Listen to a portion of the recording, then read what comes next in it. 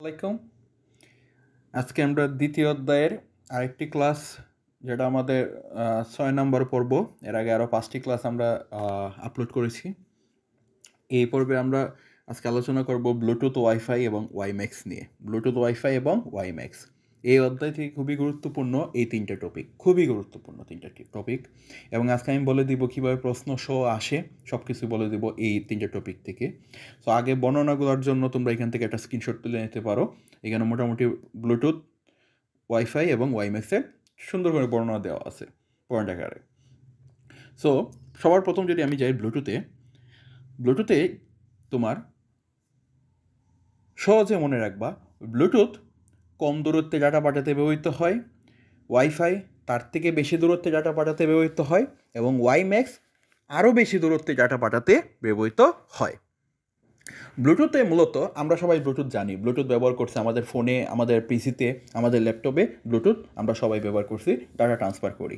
So ব্লুটুথে কী হয়, ব্লুটুথে কিন্তু আমরা স্বল্প দূরত্বে, মনে করি এই জায়গার থেকে এই জায়গা অল্প পরিমাণ, মোটামুটি 10 মিটার, আমাদের রেঞ্জটা ধরা হয় 10 মিটার। সো 10 মিটারের মধ্যে ডাটা পাঠাতে মূলত আমরা ব্লুটুথটা ব্যবহার করি। এবং তোমরা লক্ষ্য করে দেখবা ব্লুটুথে কিন্তু খরচ বেশি না, বিনা খরচে আমরা কিন্তু ডাটা পাঠাই। সো যদি উদ্দীপকে আসে বিনা খরচে স্বল্প দূরত্বে ডাটা পাঠাতে চাচ্ছে একজন ব্যক্তি, তাহলে সেটা কী হবে, সেটা হবে ব্লুটুথ। এই দুইটা জিনিস দিয়েই বোঝা যায়। তাছাড়া ব্লুটুথের ব্যান্ডউইথ হচ্ছে কত, ব্লুটুথের ব্যান্ডউইথ হচ্ছে 1 Mbps। কত?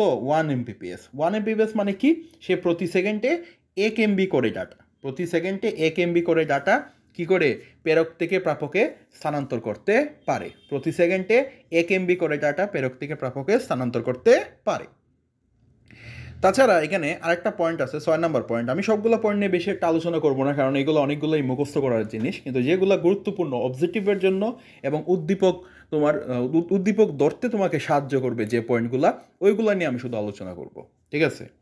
সো এখানে 6 নম্বর একটা পয়েন্ট দেখো, এটা খুবই গুরুত্বপূর্ণ, খুবই গুরুত্বপূর্ণ পয়েন্ট হচ্ছে কি, ব্লুটুথের স্ট্যান্ডার্ড প্রযুক্তি হচ্ছে কত, IEEE 802.15। আমি আবারও বলি, ব্লুটুথের স্ট্যান্ডার্ড প্রযুক্তি হচ্ছে IEEE 802.15। মানে এই যে IEEE 802.15, প্রত্যেকটা ব্লুটুথ বলি, ওয়াইফাই বলি, ওয়াইম্যাক্স বলি, জিগবি বলি, সবগুলোরই কিন্তু একটা স্ট্যান্ডার্ড প্রযুক্তি রয়েছে। এবং এইগুলা কে প্রদান করে? IEEE। IEEE কারা? ওরা একটা সংস্থা, একটা প্রতিষ্ঠান। IEEE মানে হচ্ছে institute of electrical and electronics engineers. So এই ইঞ্জিনিয়ারদের একটা সংস্থা হচ্ছে IEEE, যারা কি করে একটা স্ট্যান্ডার্ড প্রযুক্তি বা একটা স্ট্যান্ডার্ড মান দিয়ে থাকে ব্লুটুথ এই ধরনের জিনিসের। সো ওরা ব্লুটুথের একটা মান দিয়েছে, মানটা হচ্ছে কি 802.15। এই মানটা তোমাকে মুখস্থ রাখতে হবে কিসের জন্য? MCQর জন্য এবং উদ্দীপকের জন্য। তোমাকে এক্সামে বলতে পারে এইভাবে যে জাহিদ সাহেব তার ডিভাইস থেকে তার ফ্রেন্ডের ডিভাইসে পিকনিকে ছবি স্থানান্তর করে একটি প্রযুক্তির মাধ্যমে, যে প্রযুক্তিটির স্ট্যান্ডার্ড ভ্যালু 802.15। তাহলে উদ্দীপকে জাহিদ সাহেব যে প্রযুক্তিটি ব্যবহার করেছেন সেটি কোন ধরনের প্রযুক্তি বলে তুমি মনে করো? তখন তোমাকে বলতে হবে আরে 802.15 সেটা তো ব্লুটুথ। তখন তোমাকে এই ব্লুটুথের একটা বর্ণনা তোমাকে দিতে হবে। সো এই ব্লুটুথের বর্ণনাটা তুমি স্ক্রিনশট তুলে ফেলবা, ঠিক আছে?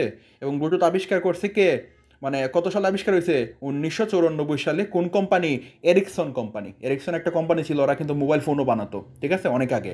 তো 1994 সালে এরিকসন কোম্পানি এই ব্লুটুথ আবিষ্কার করে। এবং কি, ডেনমার্কের একজন রাজা, ওনার নামও ছিল হ্যারল্ড ব্লুটুথ, ওনার নাম অনুসারে এটার নাম করা হয় ব্লুটুথ। ঠিক আছে? এ হচ্ছে ব্লুটুথ। তারপরে সেকেন্ড অপশন হচ্ছে কি, সেকেন্ড অপশনটা হচ্ছে আমাদের ওয়াইফাই। খুবই গুরুত্বপূর্ণ। এবং ওয়াইফাই সম্পর্কে আমরা সবাই জানি, কিন্তু ওয়াইফাই সম্পর্কে সবাই জানি, ওয়াইফাই আমরা রেগুলারলি ব্যবহার করি। সবার আগে জানতে হবে ওয়াইফাইয়ের পূর্ণরূপ। ওয়াইফাইয়ের পূর্ণরূপ হচ্ছে কি, ওয়্যারলেস ফিডেলিটি। বানানটা খুবই খুবই গুরুত্ব সহকারে শিখবা, বানানটা, পূর্ণরূপটা খুবই প্রয়োজন। দেন ওয়াইফাইটা আমরা কেন ব্যবহার করি? ওয়াইফাইটা আমরা মূলত কিসে ব্যবহার করি?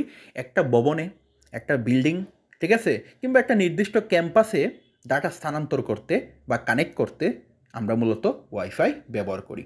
যদি আমি একটা ভবনের মধ্যে বা একটা বিল্ডিং, আমার একটা ল্যাবরেটরির মধ্যে আমি ইন্টারনেট কানেকশন কী করতে চাই, সেট আপ করতে চাই, তাহলে আমি ব্যবহার করব কি? ওয়াইফাই। ব্লুটুথ তো হবে না, ব্লুটুথ তো হবে 10 মিটারের মধ্যে। সো ওয়াইফাই মূলত কত মিটারে কাজ করে?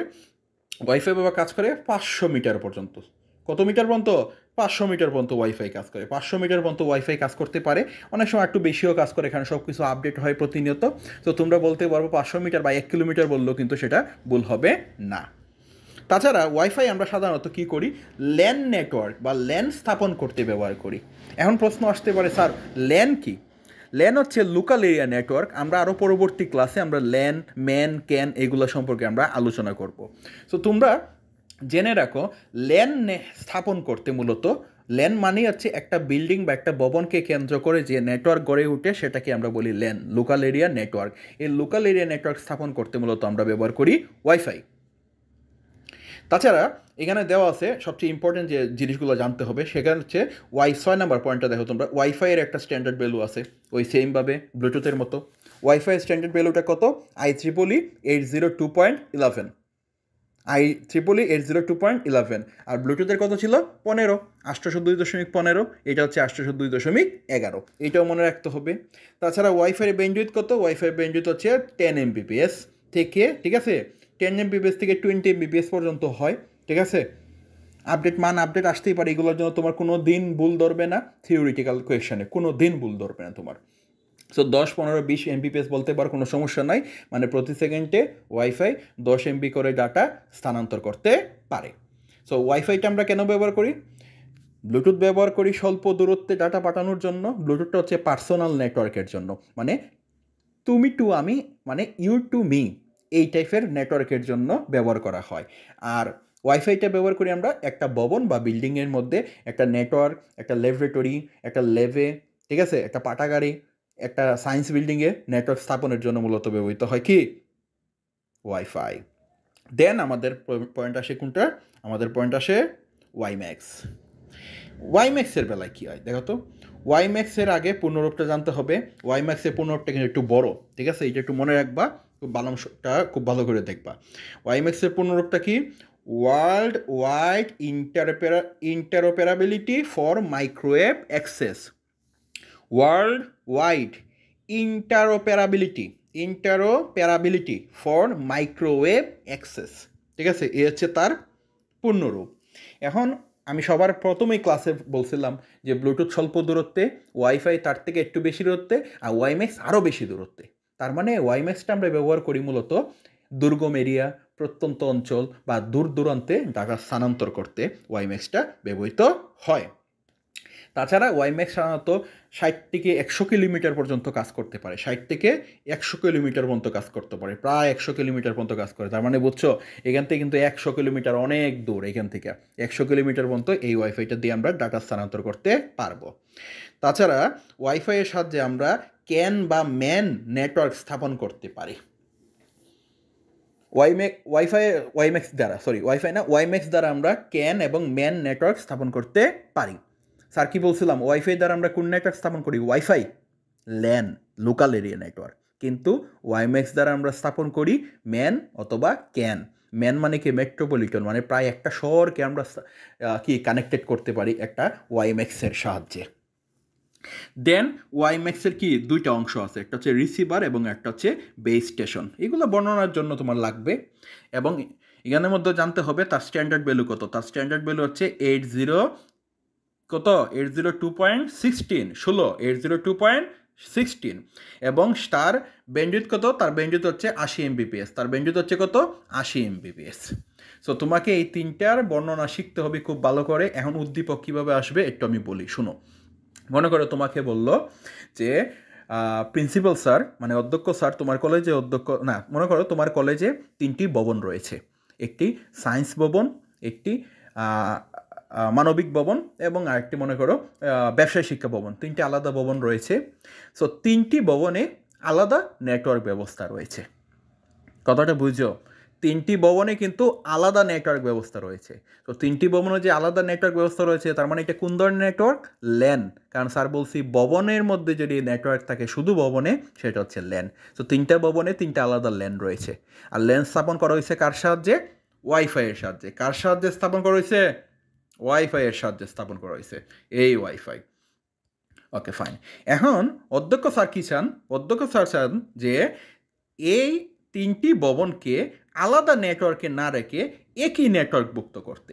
একই নেটওয়ার্কভুক্ত মানে এখানে একটা ভবন একটা ভবন একটা ভবন রয়েছে, সবগুলোতে একটা করে ল্যান ল্যান ল্যান রয়েছে, কিন্তু অধ্যক্ষ স্যার হইতেছে এই তিনটারে আলাদা না রেখা একটা নেটওয়ার্কের ভিতরে ঢুকাইয়ে দেওয়া, এইভাবে একটা নেটওয়ার্কের অধীনে। তো এখন তিনটাকে যদি একটা নেটওয়ার্কের ভিতরে আনতে হয় আমার, তাহলে আমাকে ব্যবহার করতে হবে সেই ক্ষেত্রে কি ওয়াই ম্যাক্স। কী ব্যবহার করতে হবে? ওয়াই ম্যাক্স ব্যবহার করতে হবে। তখন কিন্তু আমরা ওয়াইফাই ব্যবহার করতে পারবো না।